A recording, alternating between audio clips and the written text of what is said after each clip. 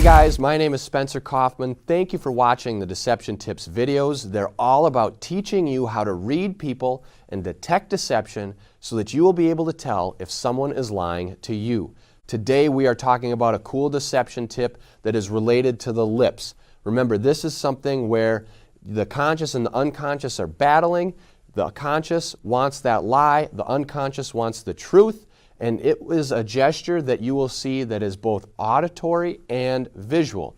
Now that being said, it isn't something to do with the spoken words. It's not a voice or speech deception tip. This is a breathing deception tip as well as the lips. So you're going to see it on the lips, you'll hear it in the breathing. Remember that joke where it says people are lying when their lips are moving? You can insert whatever you like there, whether it's politicians, men, women, etc. How do you know if they're lying? It's because their lips are moving.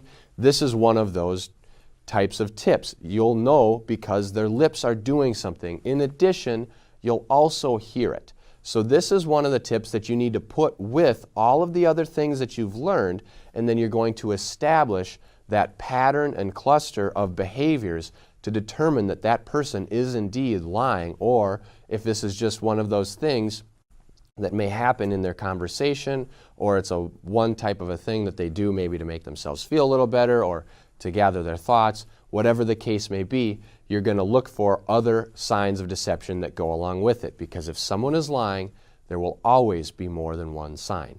So here it is. This is deception tip number 46. Liars may puff up his or her cheeks and then exhale slowly through pursed lips to pacify their tension. All right, so there are a few things in this tip. The liar may puff up his or her cheeks. This is kind of like a pufferfish or a blowfish. They're going to puff up the cheeks, kind of like when you were a kid and you used to hold your breath.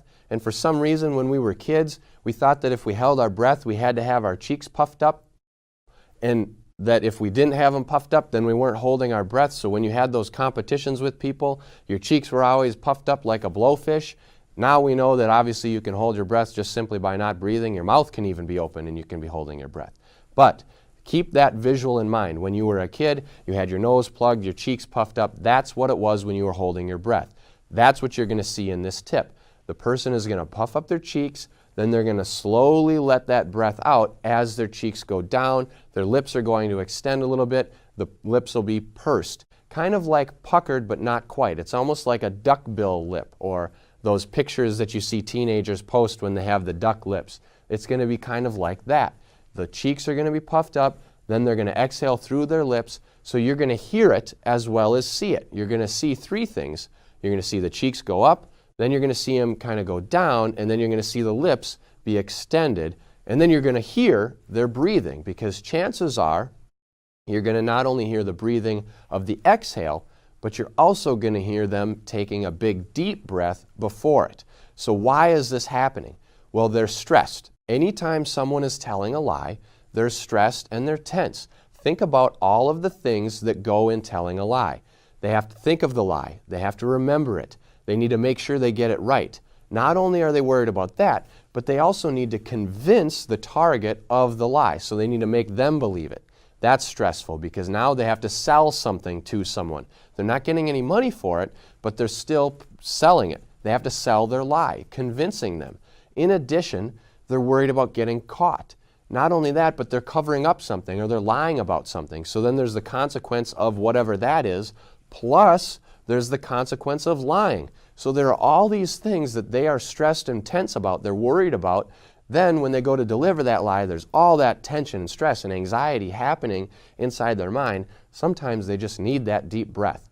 So they're going to take that deep breath, they're going to let it out, you're going to see and hear it in multiple different areas. So keep in mind, you're going to see probably three things. You're going to hear the inhale and the exhale. So if you're paying attention, that's a lot right there. And it's not going to be like a 10-minute deal. This is going to happen in a matter of maybe a couple seconds.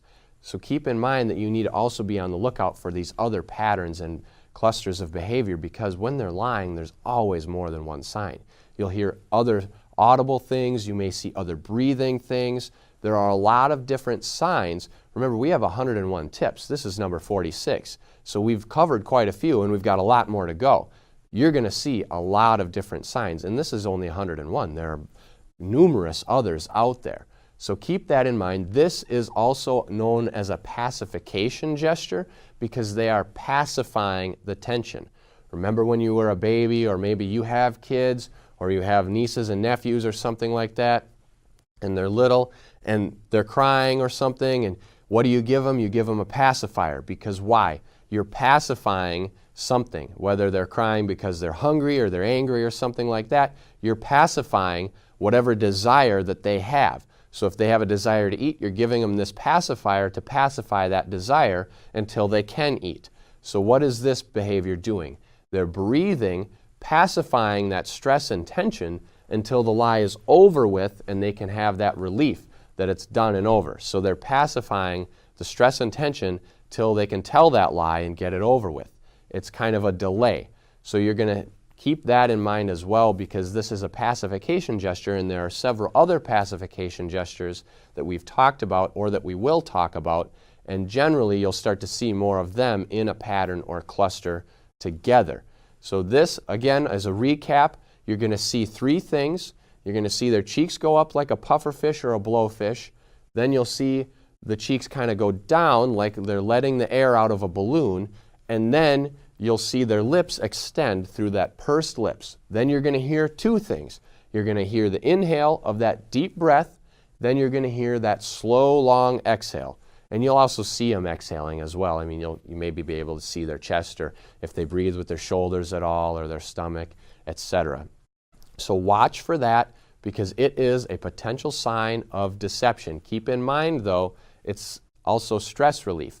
So if they're tense and stressed about something completely legitimate, you may see this behavior. It may not mean they're lying. So that's why it's very important that you look for those patterns and clusters of behavior. If this is your first time watching these videos, I'd love to have you subscribe to the channel on YouTube. Feel free to comment with any questions you may have. And also, if you'd like more information, we have books, blog posts, podcasts, all available on spencerkaufman.com that are all dedicated to teaching you exactly what everybody is really saying. Until next time.